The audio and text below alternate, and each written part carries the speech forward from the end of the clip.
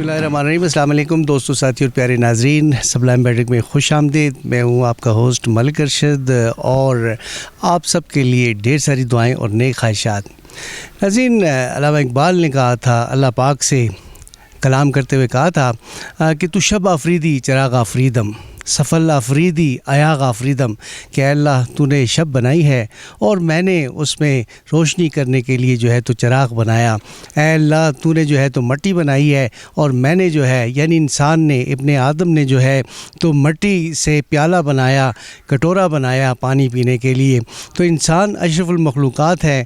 اللہ پاک نے اس کو اتنی خصوصیات دی ہوئی ہیں، مگر بعض اوقات وہ اسفل السافلین پر چلا جاتا ہے، اپنے ماحول کو برباد کرنے لگتا ہے. اور ایسے ہی موقع پہ اللہ پاک انہی لوگوں میں سے ایسے مجاہد پیدا کر دیتے ہیں کہ جو اس ماحول کو پھر دوبارہ اپنی جگہ پہ لانے کی کوششیں کرتے ہیں. تو ان میں سے ایک مرد مجاہد ہمارے ساتھ موجود ہیں. سابقہ صوبائی وزیر قاری روح اللہ مدنی صاحب ہمارے ساتھ موجود ہیں اور آج کل یہ چیئرمین ہیں Pakistan council of world religions faith friends, یعنی ہندو، سکھ، مسلم، عیسائی جتنے لوگ ہیں ان کو اکٹھا کر کے اور ماحول کو بہتر بنانے کی کوششیں کر رہے ہیں. اور اس سلسلے میں آج ہم جو ہیں تو باڑہ گلی میں موجود ہیں. ایک جو ہے تو تربیتی ورکشاپ ہے یہاں پہ، تو وہ ہمارے ساتھ موجود ہیں. ان کی بہت محبت کہ انہوں نے ہمیں ٹائم دیا. السلام علیکم قاری صاحب. بہت شکریہ ملک صاحب، آپ کی بڑی مہربانی کہ آپ نے اپنا قیمتی وقت ہمیں دیا. جی مہربانی آپ کی کہ آپ ہماری آواز دوسروں تک پہنچا رہے ہیں. جی آپ بہت بڑا ماشاءاللہ کام کر رہی ہیں. اس دنیا میں ایسے لوگ بڑے کم ہوتے ہیں جو کہ آنے والے وقتوں کا سوچتے ہیں، تو ان میں سے آپ ایک ہیں. یہ کوئی ایسی بات نہیں ہے، کوئی فلیٹری نہیں ہے. مطلب دنیا کے سارے دھندے چھوڑ کے اور اس سے ہٹ کے، اپنی ذات سے ہٹ کے آگے بڑھ کے اس دنیا کو بہتر بنانے کے لیے، ماحول کو بہتر بنانے کے لیے آپ جو اقدامات کر رہے ہیں. میں مائک آپ کو دوں گا، ہمارے ناظرین کو ذرا وہ بتائیں کہ آپ کیا سسٹم ہے اور کیا کیا کر رہے ہیں. سب سے پہلے تو میں ملک صاحب آپ کا شکریہ ادا کرتا ہوں کہ آپ نے یہ موقع دیا. دیکھیے، ماحول جو ہے یہ انسانیت کا مشترکہ ورثہ ہے. مثلا ہم یہاں بیٹھے ہوئے ہیں باڑہ گلی میں، تو یہاں اگر گرمی ہوگی تو اس کے اثرات میرے اوپر بھی پڑیں گے، آپ کے اوپر بھی پڑیں گے، مسلمان کے اوپر بھی پڑیں گے، غیر مسلم کے اوپر بھی پڑیں گے، سب کے اوپر ہو برابر. جی ہاں. اسی طریقے سے اگر کوئی وہ مضر اثرات ہوں گے تو اس سے بھی ہم سب متاثر ہوں گے. تو ماحول جو ہے یہ ہم سب کا مشترکہ ورثہ ہے، انسانیت کا. اس لیے اس کی حفاظت بھی ہم سب کی مشترکہ ذمہ داری ہے. اور ہم نے یہ کوشش کی ہے کہ مختلف عقائد اور مختلف مذاہب کے لوگوں کو اکٹھا کیا جائے اور ان کی توجہ اس طرف مبذول کرائی جائے. اور پھر دوسری بات یہ کہ جتنے بھی مذاہب ہیں، مذہبی کتابوں کے اندر اس فطرت کے متعلق، ماحول کے متعلق، موسمیات کے متعلق بہت کچھ معلومات ہیں. لوگ اس سے بے خبر ہیں. اور ایک اور بات جو ہے وہ یہ ہے کہ لوگوں کو متاثر کرنے اور ان کے اندر شعور جگانے اور بیدار کرنے کا ایک مؤثر ذریعہ جو ہے وہ مذہب بھی ہے. جی ہاں.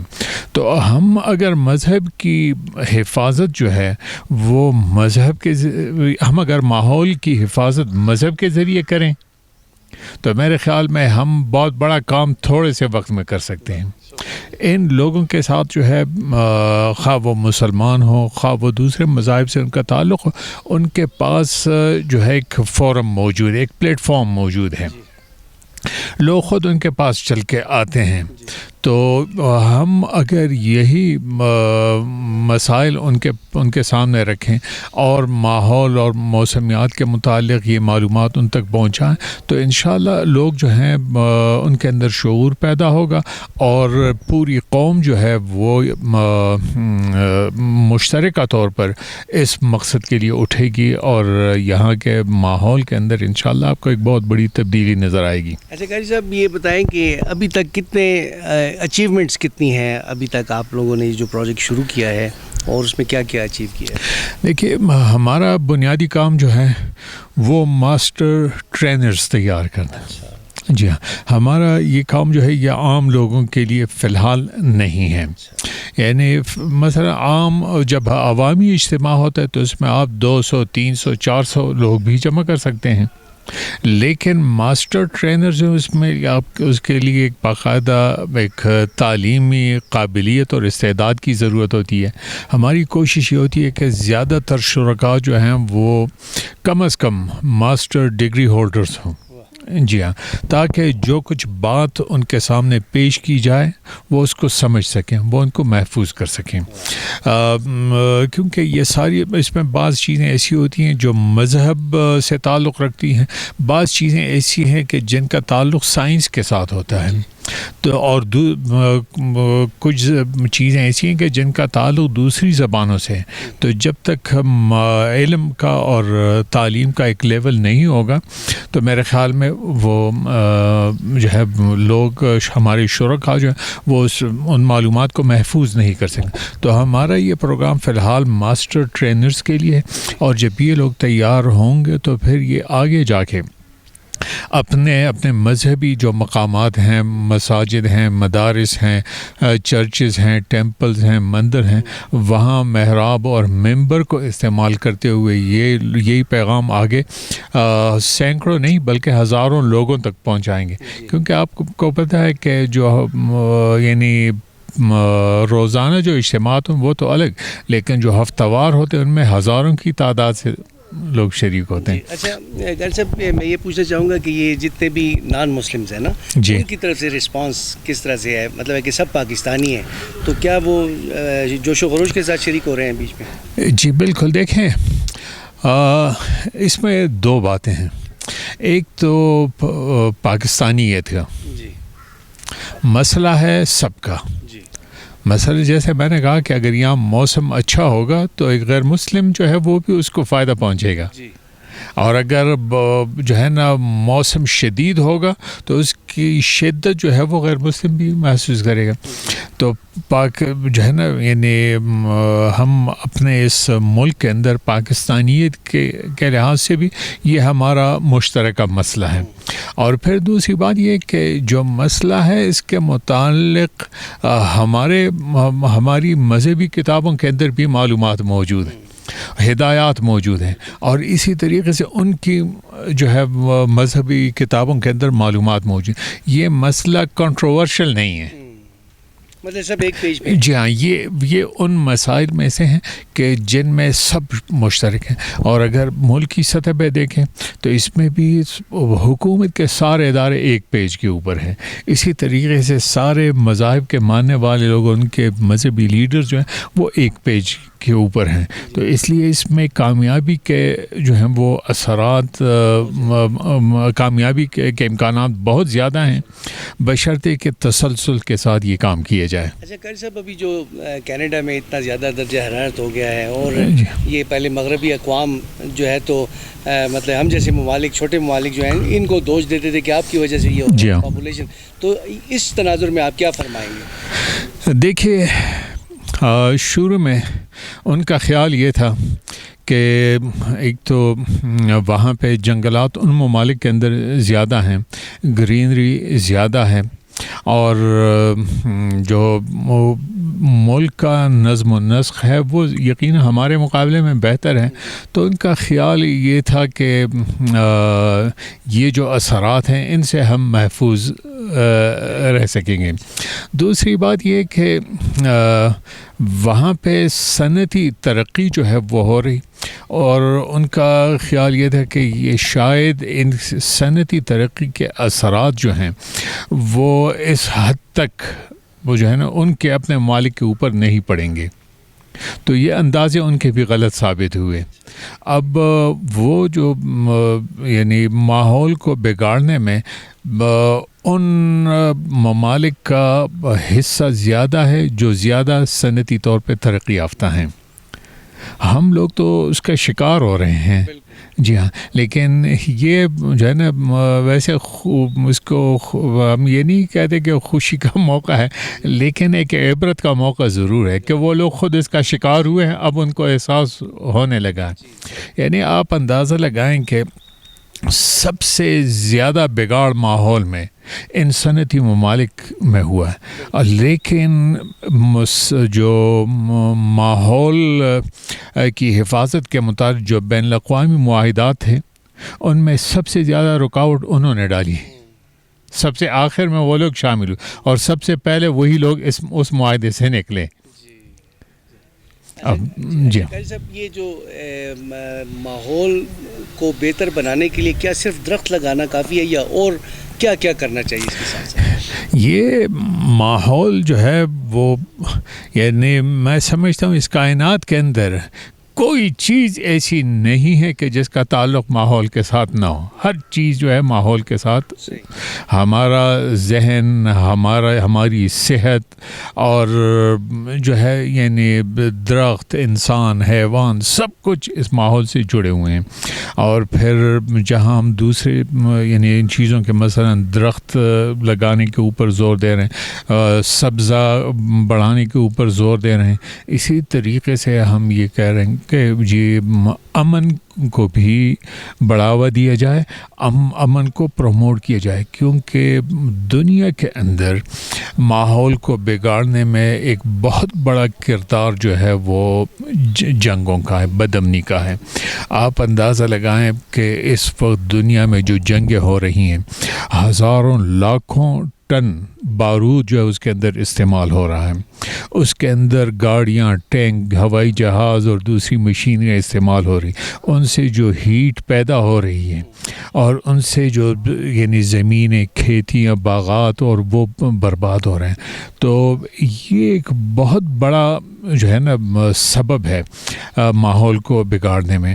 ابھی افغانستان میں صرف ایک بم جو ہے وہ استعمال ہوا، 25,000 کلو گرام اس کا وزن، تو آپ اندازہ لیں یہاں ایک چھوٹا بم پھٹتا ہے، کہتے ہیں کہ جی اس میں 8 کلو بارود استعمال کیا ہے، 10 کلو، اور اس سے جو تباہی ہوتی ہے ہم نے اپنے صوبے میں دیکھ لی ہے، وہ سینکڑوں لوگ ایک دھماکے میں جو ہے، تو اگر 10-15 کلو گرام سے اتنی تباہی پھیل سکتی ہے تو 25,000 کلو گرام سے کتنی تباہی پھیلے گی۔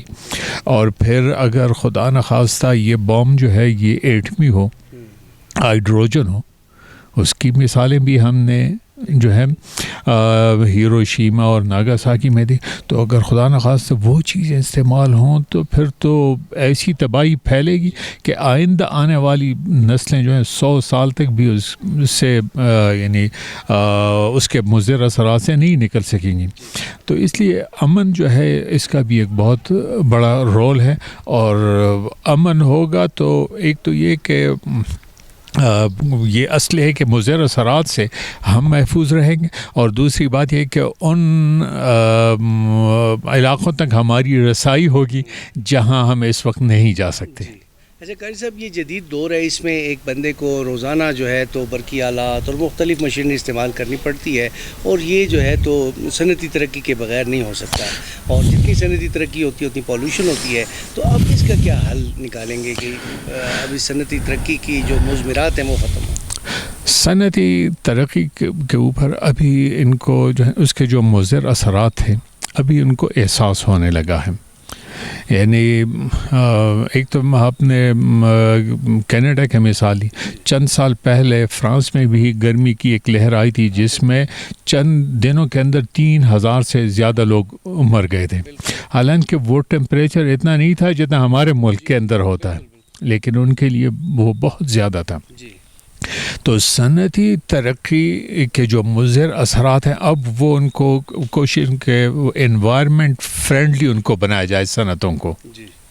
مثلا ہم گھروں کے اندر جو اسپرے استعمال کرتے ہیں مچھر اور مکھیاں مارنے کے لیے، تو ان کے اوپر وہ ڈبے کے بعضوں کو وہ لکھا ہوتا ہے کہ انوائرمنٹ فرینڈلی، اس میں بعض ایسے ہوتے تھے جو انسان کی آنکھوں کے اوپر برے اثرات ڈالتے تھے، چہرے کے اوپر وہ مضر اثرات اس کے ہوتے تھے، اور اسی طریقے سے بعض لوگوں کو الرجی ہوتی تھی، چینکیاں آتی تھی۔ اب وہ کوشش کہ جی ایسا اسپرے جو ہے وہ ایجاد کیا جائے کہ یہ بھی صنعت کا ایک حصہ ہے. جی ہاں, گاڑیوں کو آپ دیکھیں تو اب ان کو پیٹرول سے جو ہے وہ بجلی کے اوپر منتقل کیا جا رہا ہے.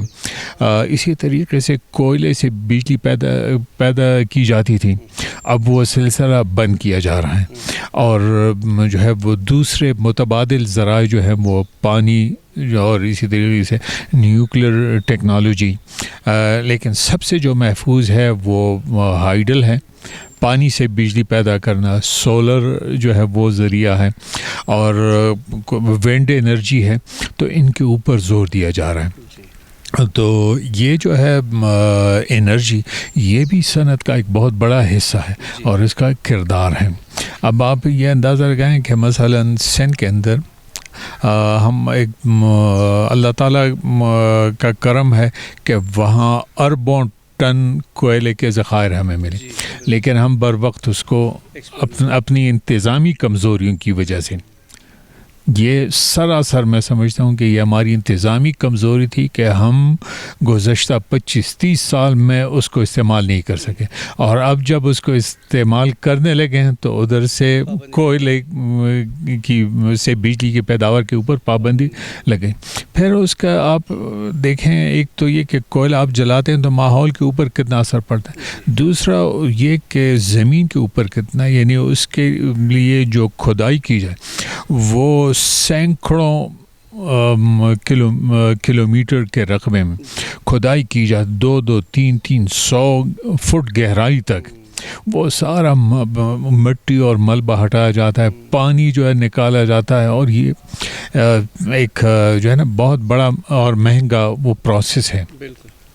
تو اس کو بہرحال جو متبادل ذرائع ہیں انرجی کے, ان کو اختیار کی کوششیں ہو رہی ہیں, لیکن اس کے اثرات جو ہم تک جب پہنچیں گے تو اس میں کچھ وقت لگے گا. جی قاری صاحب, اور یہ ایک اویئرنیس جو آپ کریٹ کر رہی ہے یہ بہت بڑا کام ہے, کیونکہ ایک عام آدمی کو پتہ چلے کہ میری کیا ذمہ داری ہے. میں یہ پوچھوں گا جی کہ یہ گلیشیئرز جو اب ختم ہو رہے ہیں تو ان کے کیا مضمرات ہوں گے؟ گلیشیئرز سب سے پہلا اثر تو اس علاقے کے اوپر ہوگا جہاں یہ گلیشیئرز موجود ہیں. اس میں مثلا وہاں کا موسم, جب گلیشیئر نہیں ہوگا تو وہاں کا موسم تبدیل ہو جائے گا, وہاں گرمی بڑھے گی. دوسری بات یہ کہ وہاں پہ سیاحت متاثر ہوگی. ہاں, لوگ یہاں سے جاتے ہیں ان علاقوں میں, گلیشیئرز کے علاقوں میں, تو اس وجہ سے کہ وہ ان کو دیکھنا چاہتے ہیں. ہمارے بہت سارے بچے ایسے ہیں کہ جنہوں نے گلیشیئر کا نام تو سنا لیکن کبھی دیکھا نہیں, تو وہ چاہتے ہیں کہ وہاں جائیں. اب جب گلیشیئر نہیں ہوگا تو پھر لوگ پیسے خرچ کر کے وہاں کیوں جائیں گے, کیا اٹریکشن باقی اس میں رہ جائے گی. تو اس لیے اس کا اثر یہ ہوگا. تیسری بات یہ ہے کہ وہ گلیشیئر جب پگھلیں گے نچلے علاقوں میں, وہ پانی آئے گا تو وہ سیلاب کی شکل میں آئے گا, سب کچھ بہا لے گا. اور ایک اور اثر یہ ہوگا کہ جب یہ گلیشیئر جو ہیں یہ تو ہمارے پاس پانی کا ایک ذخیرہ ہے, ایک سٹاک ہے, یہ جو ہے وہ ختم ہو جائے گا, پھر ہمارے پاس آبپاشی کے لیے پانی نہیں ہوگا. ہمارے بہت سارے ڈیم جو ہیں یہ خشک ہو جائیں گے, نہریں خشک ہو جائیں گی, زراعت جو ہے وہ متاثر ہوگی. ایسے بہت سارے اثرات ہیں, آپ گنتے جائیں تو جو ہے نا بے شمار ہیں. ایسا آخری کویشچن میرا یہ ہے کہ ایک عام آدمی کی کیا ڈیوٹی ہے اس ماحول کو بہتر بنانے کے لیے, اپنے حصے کی شمع وہ کیسے جلائے ایک عام بندہ جو ہے؟ اس میں بنیادی بات یہ ہے کہ ہمیں شعور حاصل کرنا چاہیے. یہ نہیں سوچنا چاہیے کہ جی گلیشیئر جو ہے وہ گلگت بلتستان میں پگھل رہے ہیں تو اور میں تو سینکڑوں میل دور ہوں, مجھے کیا. نہیں, ایک جب یہ ذہن یہ بات ہمارے ذہن میں آ جائے گی کہ گلیشیئر بے شک وہاں پہ پگھل رہا ہے لیکن یہاں پہ میں متاثر ہوں گا, پھر جو ہے لوگ اس کے اوپر سوچنے لگ جائیں گے. ہر شخص کا اس کے اندر کردار ہے, اور یہ جتنے وسائل ہیں ماحول کے مطابق, مثلا پانی ہے, پانی کو ہم ضرورت کے مطابق استعمال کریں. جہاں جہاں ہمارے پاس خالی جگہیں موجود ہیں وہاں پہ ہم درخت لگائیں, سبزہ لگائیں, پانی کی مثال میں آپ کو دے سکتا ہوں کہ ہمارے مثلا مساجد ہیں، مدارس ہیں، ان میں بہت زیادہ پانی استعمال ہوتا ہے، وضو کے لیے لوگ استعمال کرتے ہیں، جی ہاں، وہ ایک. اور دوسری بات یہ کہ وہ پانی جو ہے ہم استعمال کر کے پھر اس کو آگے اور ضائع کر دیتے ہیں. کیا ہم یہ نہیں کر سکتے کہ اسی پانی کو محفوظ کر لیا جائے، اسی کو جو ہے نا آس پاس کے ایریا میں جو ہے نا ہم یعنی پودوں کے لیے، پھولوں کے لیے، درختوں کے لیے استعمال کر سکیں، اور اس کے لیے تھوڑی سی تبدیلی کرنی پڑ کہ مثلا مساجد اور مدارس کے اندر وضو اور جو ہے نا طہارت کے جتنی جگہ ہیں وہاں وہ اس طریقے سے ڈیزائن کی جائے کہ وہ پانی خود بخود اپنے قدرتی بہاؤ کے ذریعے اس جو ہے وہ آپ اس کو پودوں اور دوسروں کے لیے، دوسری چیزوں کے لیے، یعنی اس کے اوپر آپ مزید کوئی انرجی استعمال نہ کریں، کوئی اس کے اوپر اخراجات آپ کے نہ آئیں. ایسی بے شمار چیزیں ہیں. لیکن بہرحال ہمیں یہ کہ ہر انسان جو اس زمین کے اوپر رہتا ہے، خواہ وہ ان پڑھ ہے، خواہ وہ تعلیم یافتہ ہے، خواہ وہ سرکاری آدمی ہے، خواہ وہ غیر سرکاری ہے، لیکن اگر وہ اس کائنات کا، اس دنیا کا رہنے والا ہے تو اس کو یہ ذہن میں رکھنی چاہیے کہ اس کائنات کے اندر تبدیلی ہوگی تو میں بھی متاثر ہوئے بغیر نہیں رہ سکوں گا. اور ہر وہ کام کہ جس سے ماحول متاثر ہو اس سے ہمیں پرہیز کرنا چاہیے. شہروں میں آپ دیکھیں یہ جو کچرا وغیرہ، گند، کوڑا کرکٹ وہ ہم نہروں میں پھینک دیتے ہیں. اس کو آپ کسی جو ہے نا اگر کہیں دور نہیں لے جا سکتے تو کم از کم کسی شاپر کے اندر، کسی تھیلے کے اندر ڈال کے باہر رکھ دیں. جو متعلق ادارے ہیں وہ اٹھا کے لے جائیں گے، آج نہیں تو کل لے جائیں گے، لیکن اس سے بدبو بھی نہیں پھیلے گی اور پھر اس سے راستوں پہ گندگی بھی نہیں ہوں گی، نہریں بھی متاثر. یہ چھوٹی چھوٹی چیزیں ہیں، ہم اس میں اپنے گھروں سے اس کا آغاز کریں تو انشاءاللہ بہت بڑی تبدیلی آئے گی. بہت بہت شکریہ جی، آپ نے اپنا قیمتی وقت دیا. اور ناظرین، ہمارے ساتھ ایک اور بڑی ہی پیاری شخصیت، مذہبی شخصیت جن کا بہت بڑا نام ہے، قاری عبدالرؤوف صاحب ہمارے ساتھ موجود ہیں، اور میں ان سے ملتمس ہوں کہ اس موقع پہ جو ہے تو وہ بھی کچھ چند کلمات ہم سب کی رہنمائی کے لیے ارشاد فرمائیں تاکہ ہمارے لیے یہ ایک تبرک ہو جائے. بہت شکریہ ملک صاحب، میں آپ کا بہت مشکور ہوں، شکریہ ادا کرتا ہوں کہ ہمارے سابق وزیر اوقاف مذہبی امور قاری روح اللہ مدنی صاحب کی جو بہترین باتیں ہیں اور ہماری عوام تک آپ نے پہنچانے کی کوشش کی ہے، میں تہہ دل سے آپ کا شکریہ ادا کرتا ہوں اور آپ کے لیے دعا گو ہوں کہ اللہ تعالیٰ آپ کو جزائے خیر دے. وآخر دعوانا ان الحمدللہ رب العالمین. قاری صاحب آپ کا بھی شکریہ، آپ کا بھی بہت بہت شکریہ جی. اور ناظرین، آپ نے دیکھا کہ جس چیز سے ہم بے خبر تھے اور اللہ پاک نے ایسے مجاہد پیدا کیے ہیں کہ ہمیں باخبر کر دیا کہ بھئی ہم تو بس کھانا پینا ہے اور سونا ہے اور وقت گزارنا ہے. ہمیں تو خبر ہی نہیں تھی کہ بھئی ماحول بھی کوئی چیز ہوتی ہے، ہم نے درخت بھی لگانا ہے، ہم نے صفائی بھی کرنی ہے، اگر نہ کیا تو ہمارے اوپر کیا اثرات ہوں گے. یہ قاری صاحب کا ادارہ جو ہے Pakistan council of world religions faith friends جو ہے یہ ہم تک آگاہی پہنچا رہے ہیں. اور آئی ہوپ سو کہ آپ کو بھی اب اپنے حصے کی شمع جلانی ہوگی، ایک درخت لگانا ہوگا، صفائی کرنی ہوگی، پولوشن ختم کرنی ہوگی، گرین ہاؤس گیسز ایفیکٹ جو ہے اس کو ختم کرنا ہوگا، اور اپنے طرف سے جو کچھ بھی بہتری ہو، کیونکہ ہم سب کا پاکستان ہے، اس میں جتنے بھی لوگ بستے ہیں یا پوری دنیا جو ہے، اب دنیا جو ہے گلوبل ولیج بن چکی ہے اور اس سارے گلوبل ولیج کو ہم سب نے مل کے بچانا ہے. اسی کے ساتھ اجازت دیجیے جی، اللہ حافظ.